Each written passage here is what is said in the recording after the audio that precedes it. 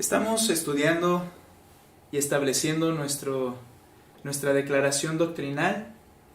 Estudiamos en primer lugar la doctrina acerca de las Escrituras. Ahora estamos en la doctrina de lo que creemos acerca de Dios y ahí hemos hablado profundamente. Obviamente son doctrinas amplias. Hemos hablado lo que creemos acerca del Padre, de Dios Padre, lo que creemos acerca de Dios Hijo. Y ahora vamos a hablar lo que creemos acerca de Dios el Espíritu Santo. Es el tema que vamos a tocar hoy. Voy a tratar de avanzar lo más claro y lo más posible también en el tema acerca del Espíritu Santo. Ahora, debemos comprender, hermanos, que las doctrinas y a lo largo de la historia cristiana, las doctrinas han tenido un proceso de desarrollo. No que no estuvieran ya en la palabra de Dios, sino que el desarrollo me refiero a la comprensión de la misma iglesia acerca de las doctrinas. Ha tenido un desarrollo en la vida de la iglesia a lo largo de estos siglos, en las iglesias del Señor particularmente la comprensión. Ahora, este periodo de desarrollo fue debido también, y en este periodo se manifestaron diferencias y similitudes en el proceso de interpretar las Escrituras acerca de lo que en ellas se enseña. Acerca de lo que al respecto de una doctrina en particular enseña la Escritura. Entonces había interpretaciones distintas y estas diferencias llevaba a que las iglesias cristianas convocaran a concilios, en los cuales la intención era que se llegara a acuerdos de interpretación de la Biblia, en base a periodos dedicados de estudio. Cuando se hacían estos concilios era para tomar periodos especiales y prolongados de estudio de la palabra de Dios, oración de los líderes y predicadores de las Escrituras, para entonces llegar a un acuerdo. Ahora, nosotros ya no vivimos de alguna manera en ese tiempo, ya enseñamos las doctrinas, pero este proceso fue necesario a lo largo de la historia cristiana. El primer concilio de este tipo, de esta clase, lo vemos detallado en el libro de los Hechos, en el capítulo 15. Este primer concilio fue llevado en la iglesia primera, la iglesia de Jerusalén. Y la doctrina que trataron era que si los gentiles debían hacerse judíos primero antes de formar parte de la iglesia, porque esto era lo que se pensaba. Antes de ser parte de la iglesia de Cristo y del cuerpo de Cristo, algunos pensaban que deberían volverse judíos y después entonces ser considerados como parte de la iglesia. Ahora, esto es a lo que se llama la doctrina ortodoxa. Se refiere a aquella que proviene de una interpretación bíblica y que ha sido definida y practicada históricamente por la iglesia de Cristo. Mire, cuando un predicador, como su servidor, toma un pasaje y lo anuncia, tiene que verificar, antes de anunciarlo, cuando lo estás estudiando, tienes que verificar también qué fue lo que la iglesia ha creído a lo largo de la historia. ¿Por qué? Porque yo no voy a encontrar el hilo negro, porque el Espíritu Santo ha estado obrando en los creyentes a lo largo de toda la historia, iluminándoles en la revelación bíblica, y han llegado a las doctrinas correctas. Entonces, somos responsables de voltear hacia atrás y mirar si lo que yo estoy interpretando y voy a enseñar es de acuerdo a la doctrina ortodoxa, es decir, basada en el estudio de las Escrituras y que la iglesia lo ha creído y practicado a lo largo de la historia. La doctrina bíblica ortodoxa entonces es importante, ya que existe la tendencia al extremismo, ya sea hacia el racionalismo frío y muerto a la vez, o hacia el excesivo entusiasmo que desemboca en el extremo de lo supersticioso y lo misterioso. Y he mencionado todo esto porque esto es lo que ha acontecido con la doctrina del Espíritu Santo. En los primeros siglos, la doctrina del Espíritu Santo quedó como, pues no excluida, pero no representaba una discusión como tal. Pero posterior a ello, hubo quienes eliminaron literalmente al Espíritu Santo y otros se fueron al extremo del entusiasmo tal que enseñaban cosas que al final eran heréticas, incorrectas. Es por eso que nosotros queremos, al estudiar acerca del Espíritu Santo, queremos observar la doctrina ortodoxa y poder ir a la Escritura y poderlo analizar. Por un lado, algunos conciben al Espíritu Santo como solamente como una referencia a la fuerza activa de Dios. Que cuando la Escritura habla del Espíritu Santo es la fuerza de Dios, desapareciendo así a la persona del Espíritu Santo como inexistente.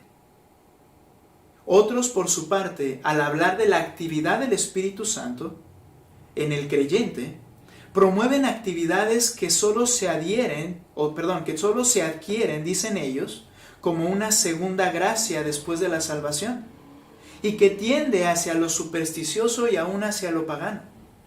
Que la persona del Espíritu Santo debe provocar y hacer cosas en la vida del creyente al grado de que es una segunda gracia. Es decir, todos pueden tener el Espíritu Santo, pero solo los que tienen esta segunda gracia son capaces de lograr estas cosas.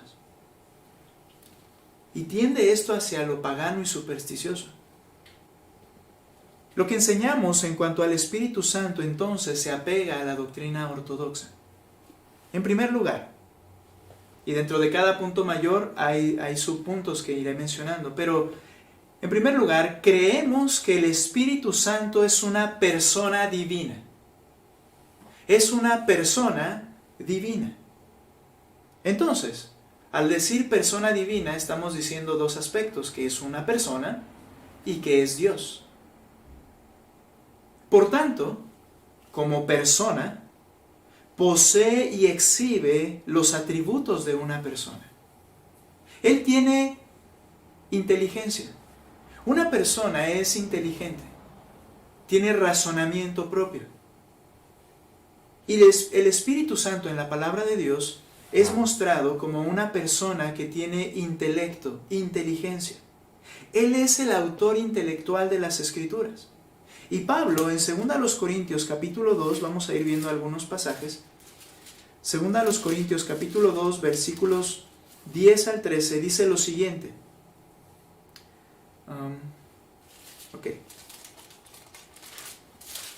Estoy mal, es 1 Corintios 2, 10 al 13. Muy bien, dice, pero Dios nos la reveló a nosotros por el Espíritu, porque el Espíritu todo lo escudriña, aún lo profundo de Dios. Si el Espíritu fuera solo una fuerza, no tendría la capacidad inteligente de analizar qué es lo que significa la palabra escudriñar. Sin embargo, el Espíritu Santo dice que escudriña, analiza a Dios mismo, a Él mismo, y entonces saca y revela al hombre lo que Él quiere que sepamos de Dios. Y eso lo encontramos en todo este libro que son las Escrituras. Es la revelación del Espíritu Santo acerca de quién es Dios. Entonces dice que Él lo escudriña todo, aún lo profundo de Dios, dice el versículo 10, verso 11. Porque ¿quién de los hombres sabe las cosas del hombre sino el espíritu del hombre que está en él? Así tampoco nadie conoció las cosas de Dios sino el Espíritu de Dios. Y nosotros, dice Pablo, no hemos recibido el espíritu del mundo sino el Espíritu que proviene de Dios, para que sepamos lo que Dios nos ha concedido, lo cual también hablamos no con palabras enseñadas por sabiduría humana, sino con las que enseña el Espíritu. El Espíritu es el Maestro divino. Él es el que instruyó a los profetas y a los apóstoles para escribir este libro. Por eso dice Pablo, lo que yo te enseño no es de sabiduría humana, nos lo enseñó el Espíritu Santo, acomodando lo espiritual a lo espiritual. La revelación que ellos recibieron fue por enseñanza del Espíritu Santo, porque el Espíritu posee inteligencia.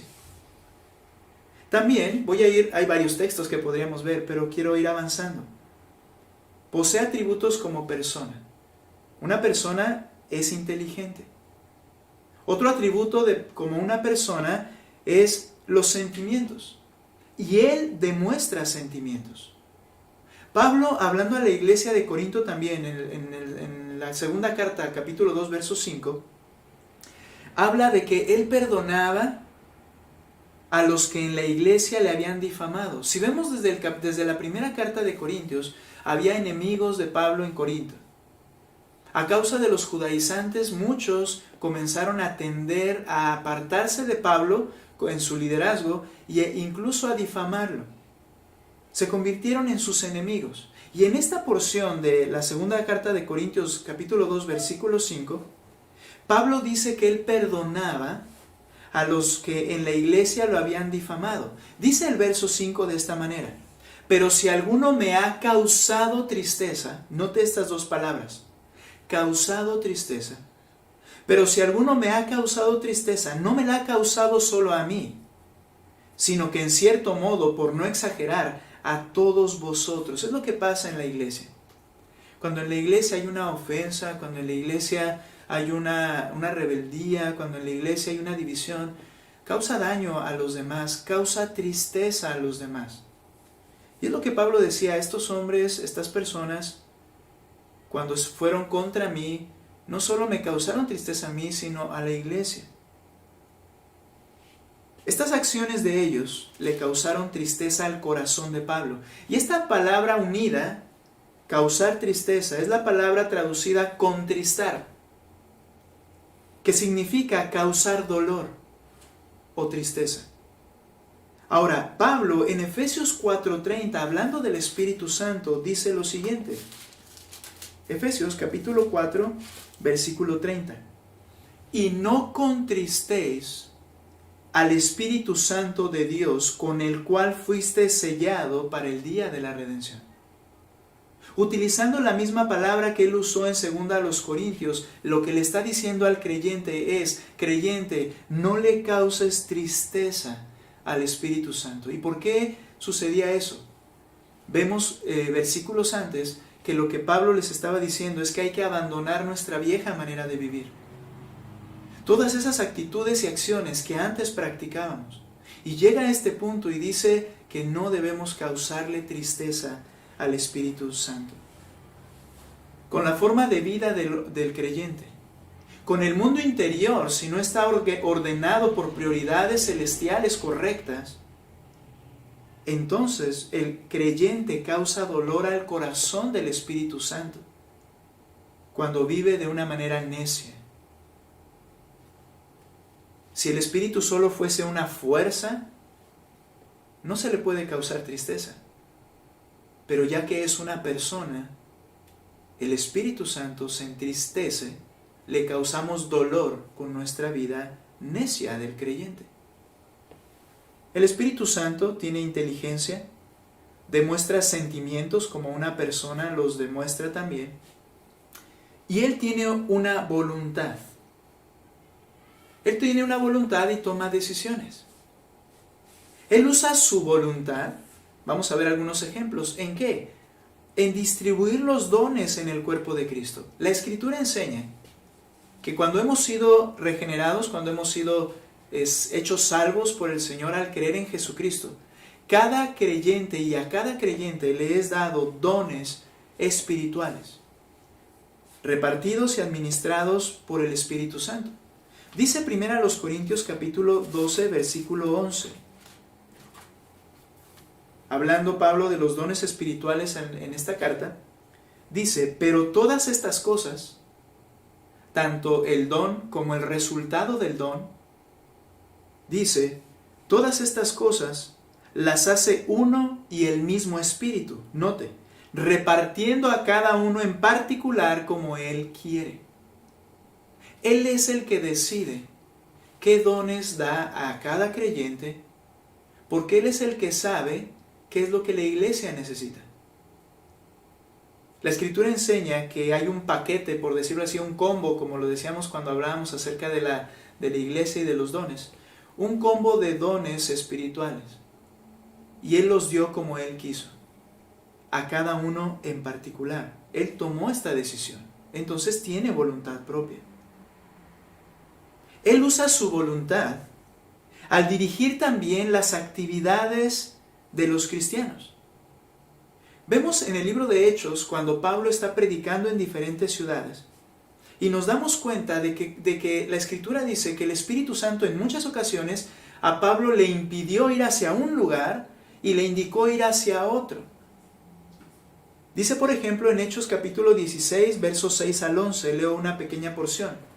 Y atravesando Frigia, en ese viaje de Pablo, atravesando una ciudad llamada Frigia, y la provincia de Galacia era una región, les fue prohibido por el Espíritu Santo hablar la palabra en Asia. Y cuando llegaron a Misia, intentaron ir a Bitinia, pero el Espíritu no se lo permitió. El Espíritu Santo dirige las actividades de los creyentes. Y lo podemos ver en el libro de Hechos. Ahora, no funciona igual que en ese tiempo ahora. No escuchamos una voz, ¿verdad? Pero podemos ver que Él, usando su voluntad, conduce a los creyentes, quizá podríamos decir a veces sin darnos cuenta, pero muchas veces a través de su palabra sabemos lo que tenemos que hacer de una manera clara. Ahora entonces, ya que la inteligencia, las emociones y la voluntad son características genuinas de una persona, no es necesario que tenga un cuerpo para ser persona. Una persona que posee estas características de personalidad, vuelvo a mencionarlas, inteligencia, emociones y voluntad propia, ya que son genuinas de una persona, y ya que el Espíritu Santo posee estas características, por lo tanto, Él debe ser una persona. Y como dijimos, el Espíritu Santo es una persona divina. Ahora, sigo hablando un poco acerca de la persona como persona y veo lo siguiente: el Espíritu Santo no solo es una persona, sino que también posee los atributos que solo Dios puede poseer. Por eso dijimos persona divina.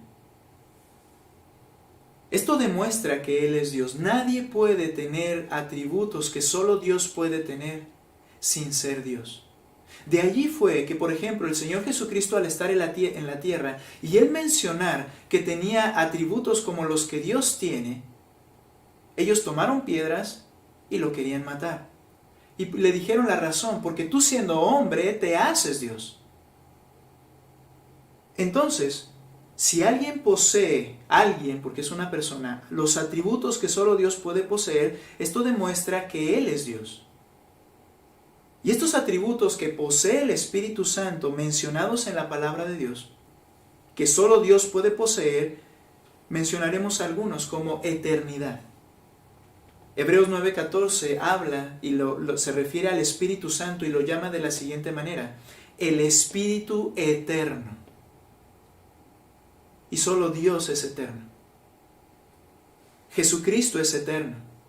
El Padre es eterno. Y el Espíritu Santo es eterno. El Espíritu Santo posee la eternidad, que es una perfección de Dios. Otra perfección de Dios, otro atributo de Dios es omnipotencia. Quiero leer este texto, Romanos capítulo 15, versículo 13.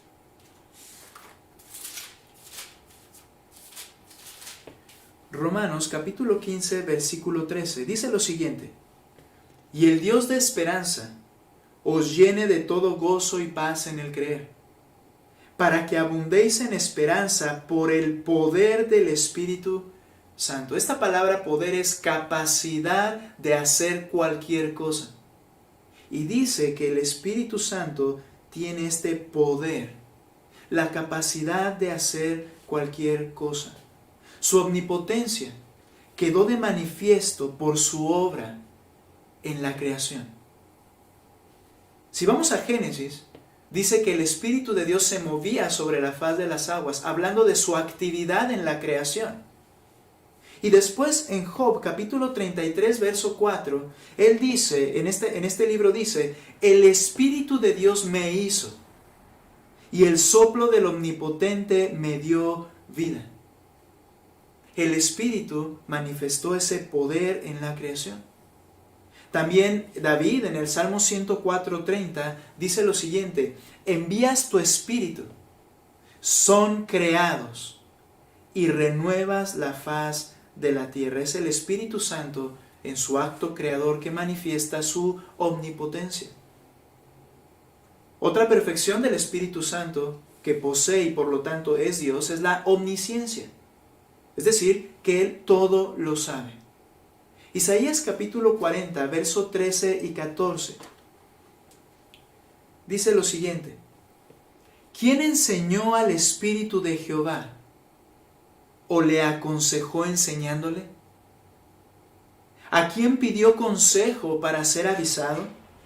¿Quién le enseñó el camino del juicio o le enseñó ciencia o le mostró la senda de la prudencia? ¿Quién enseñó al Espíritu de Jehová? Nadie, porque desde la eternidad Él lo sabe todo. Otra perfección es la omnipresencia. Vemos en el Salmo 139, versículos 7 al 10, lo siguiente: ¿a dónde me iré de tu espíritu? ¿Y a dónde huiré de tu presencia? Si subiere a los cielos, allí estás tú. Y si en el Seol hiciere mi estrado, he aquí, allí tú estás. Si tomare las alas del alba y habitar en el extremo del mar, aún allí me guiará tu mano y me asirá tu diestra. El Espíritu Santo es omnipresente, Él está en todo lugar como Dios lo está. Entonces, comprendemos que el Espíritu Santo es de la misma sustancia, eternidad y poder del Padre y del Hijo. Y por ello, Mateo 28, 19, y si tiene su Biblia, le invito a que lo busque, un texto sumamente conocido. Mateo 28, 19, en lo que es la fórmula bautismal, la manera y en el momento de bautizar, dice: por tanto, id y haced discípulos, 28, 19, a todas las naciones, bautizándolos, y noten esta frase, en el nombre del Padre y del Hijo y del Espíritu Santo. Dos cosas interesantes. Dice que es un solo y mismo nombre, y explicamos esto enseguida. Pero luego dice que son tres personas, porque utiliza artículos definidos al decir en el nombre del Padre y del Hijo y del Espíritu Santo. Los refiere como personas. Pero, ¿por qué dice en el nombre y no en los nombres? Cuando pasamos por el discipulado explicamos esto, probablemente quedó allí o le venga a la memoria. Pero cuando se refiere al nombre, no se refiere a un título como tal.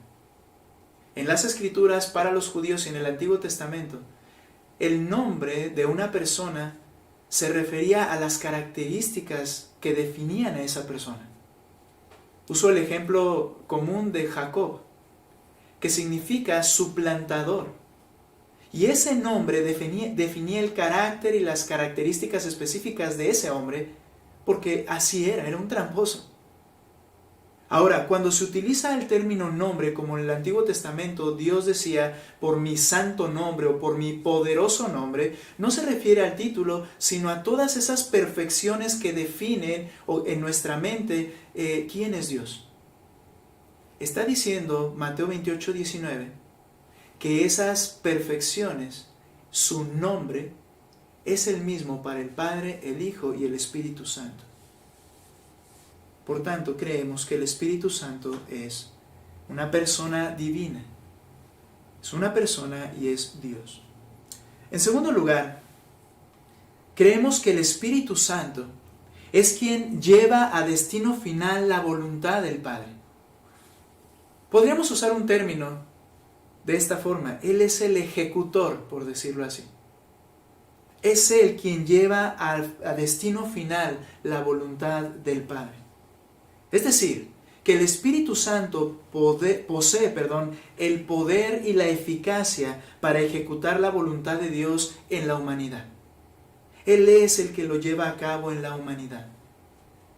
Por ejemplo, en relación a toda la humanidad, el Espíritu Santo se vio en su actividad soberana en la creación, como mencionamos. El Espíritu de Dios, dice Génesis 1:2, se movía sobre la faz de las aguas. Lo vemos llevando a destino final la voluntad del Padre también de la encarnación de Cristo en el mundo. Mateo capítulo 1, verso 18. En el anuncio del Señor Jesucristo dice lo siguiente: el nacimiento de Jesucristo fue así. Estando desposada María, su madre, con José, antes que se juntasen, se halló que había concebido del Espíritu Santo. Lo que toda la raza humana espera, lo que toda la creación esperaba, la venida de Cristo, el cumplimiento de los tiempos, fue llevado a cabo por el Espíritu Santo. Así también, en relación a toda la humanidad, llevando el Espíritu Santo, la voluntad de Dios al final, a destino final, vemos la revelación de la palabra escrita. El Espíritu Santo, como mencionamos en el principio, es el Maestro Divino y es quien entregó la revelación a los profetas y apóstoles para la escritura completa de la Biblia, lo que ahora la humanidad posee. Y esto lo vemos en 2 de Pedro capítulo 1, verso 20 y 21, cuando dice: entendiendo primero esto, que ninguna profecía de la Escritura es de interpretación privada, porque nunca la profecía fue traída por voluntad humana, sino que los santos hombres de Dios hablaron siendo inspirados por el Espíritu Santo. Y es el Espíritu Santo en relación con la humanidad, el cual lleva a cabo y participa en la obra de salvación. Juan capítulo 3, verso 5 dice lo siguiente. Vean su participación en la salvación. 3:5. Respondió Jesús: de cierto te digo, que el que no naciere de agua y del Espíritu, habla de una purificación, y del Espíritu, el Espíritu Santo, no puede entrar en el reino de Dios. Lo que es nacido de la carne, carne es, y lo que es nacido del Espíritu, Espíritu es. No te maravilles de que te dije: os es necesario nacer de nuevo. El viento sopla de donde quiere y oye su sonido, mas no sabes ni a dónde viene ni a dónde va. Así es todo aquel que es nacido del Espíritu. Él es el que lleva a cabo la obra, a su destino final, la obra de salvación de la humanidad. Ahora, esto en relación a toda la humanidad, pero en relación con los elegidos. Con los elegidos, Él inicia y completa la edificación de la iglesia. Esta obra actual tuvo su comienzo en la venida del Espíritu Santo en el día de Pentecostés, 50 días después de que Cristo lo prometió, un día antes que Él iba a morir. 50 días después aparece el Espíritu Santo y lleva a cabo esta obra particularmente con los elegidos, con su pueblo, iniciando y completando la edificación de la iglesia. ¿Cómo lleva a cabo esto? Bien, estoy acercándome a donde me voy a detener y la próxima semana continuaremos, pero particularmente con sus elegidos, ¿cómo lleva a destino final la voluntad del Padre? En la obra de convicción. El Señor Jesucristo dijo en Juan 16, 7 al 11, que cuando el Espíritu de verdad, el Espíritu viniera, dice, y Él convencerá al mundo de pecado, de justicia y de juicio.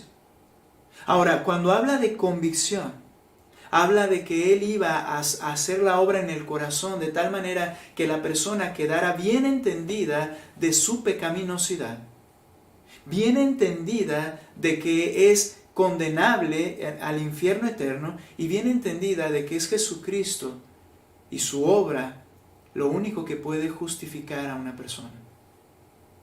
Esto no se lleva a cabo en todas y cada una de las personas del mundo, sino solamente en los creyentes. Convence al creyente de la necesidad de un Salvador. Y cuando el creyente queda convencido, entonces viene al Señor Jesucristo para clamar por esa salvación. También esta obra en relación con los elegidos, el creyente al momento de creer, el Espíritu Santo, ¿qué hace con él? Bien, es bautizado por el Espíritu Santo. Primera a los Corintios, capítulo 12, verso 13, por favor. Primera a los Corintios, capítulo 12, verso 13. Algunos dicen que el bautismo del Espíritu es esa segunda gracia, que después de haber creído tienes que ser bautizado en el Espíritu Santo, pero esto no es así. La doctrina ortodoxa enseña, primera a los Corintios 12, 13, mire lo que dice, porque por un solo Espíritu fuimos todos bautizados. Según la enseñanza del pentecostalismo, este bautismo solo es llevado a algunos de los creyentes, de manera posterior a su fe en Cristo. Pero aquí está diciendo Pablo que por un solo Espíritu fuimos todos bautizados. Y se refiere a todos los creyentes. Y dice ahí, en un cuerpo, sean judíos o griegos, sean esclavos o libres, y a todos se nos dio a beber de un mismo Espíritu. Ahora, la idea o propósito del bautismo del Espíritu, que es en el preciso momento de haber creído en Jesucristo, la idea o propósito de este bautismo, dice este texto, es para ser unidos en un solo y mismo cuerpo. Esto es la iglesia de Cristo.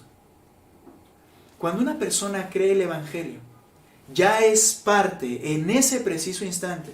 El Espíritu Santo lo bautiza y por tanto lo hace parte de manera inmediata en el cuerpo de Cristo, que es la novia de Cristo, aquella que Él ha dado su vida para santificarla y un día será unida con Él. Todo creyente es parte de la novia de Cristo, porque por eso se refiere el bautismo con el Espíritu Santo, para ser unidos en un mismo cuerpo sin importar la nacionalidad. También el Espíritu Santo en el creyente, el momento de creer, es bautizado por el Espíritu, pero también es sellado por el Espíritu. Y estas ideas no son intercambiables. Efesios capítulo 1, versículo 13, dice lo siguiente: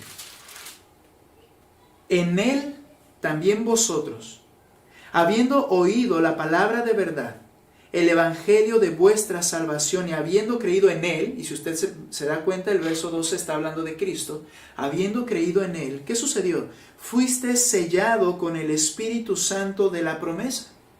Sello.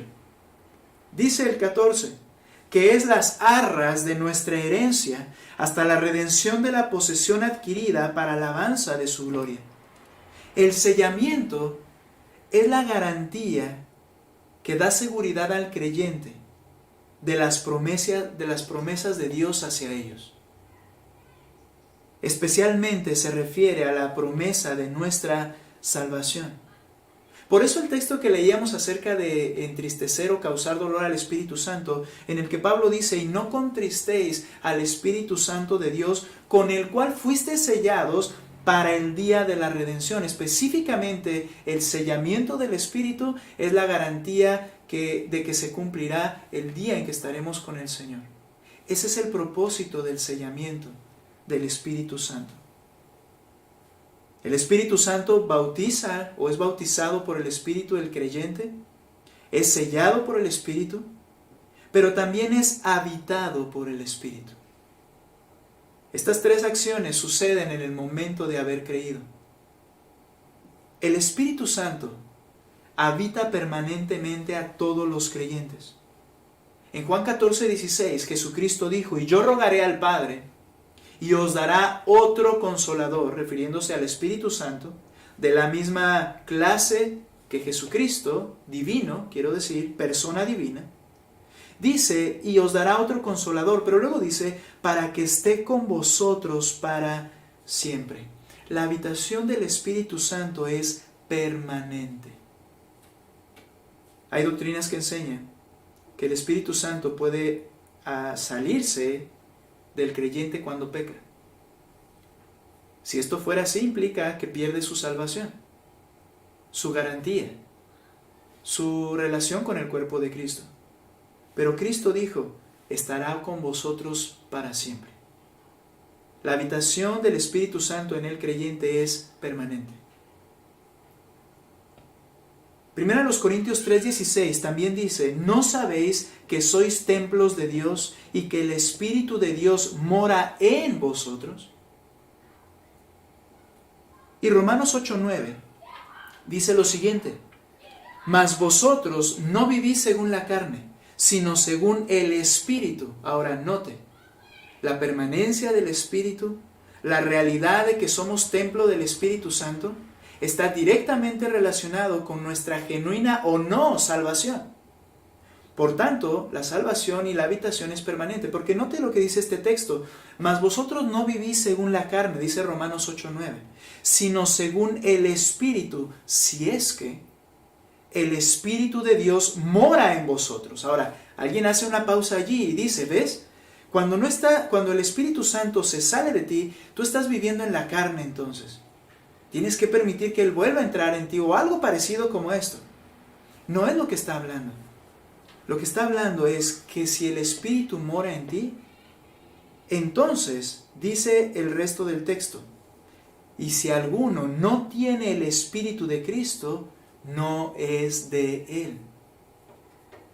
Si una persona, el Espíritu no la habita, es porque no es salva. Pero todo creyente, al momento de creer, el Espíritu Santo habita a esa persona, sella a esa persona, bautizó a esa persona. Y esta es la obra particular del Espíritu Santo en el creyente. Creemos, por tanto, que el Espíritu Santo es quien lleva a destino final la voluntad del Padre. Lo primero que vimos, creemos que Él es una persona divina y que Él es el ejecutor que lleva a destino final la voluntad del Padre. Gracias a Dios por ello, hermanos, porque si Él es omnipresente, no hay lugar a donde podamos ir sin que el Espíritu Santo esté guiándonos y esté listo para tendernos la mano y sacarnos para la gloria de Cristo. Necesitamos, hermanos, comprender y atesorar estas doctrinas. Continuaremos con la doctrina del Espíritu Santo la próxima semana. Vamos a orar. Señor, gracias. Gracias por lo que tú has hecho en nosotros. Gracias porque creemos en tu Espíritu Santo. Creemos que Él mora en nosotros. Y creemos que también, Señor, todas estas acciones las ha llevado a cabo en cada uno de nosotros. Por tanto, estamos seguros de nuestra salvación. Estamos seguros, Padre, en ti, porque todo lo que tú haces es bueno y eficaz. Padre, bendice a tu pueblo y que esto nos dé fuerza para vivir cada día para tu gloria, Señor. Te alabamos en el nombre de Cristo Jesús. Amén. Vamos a concluir.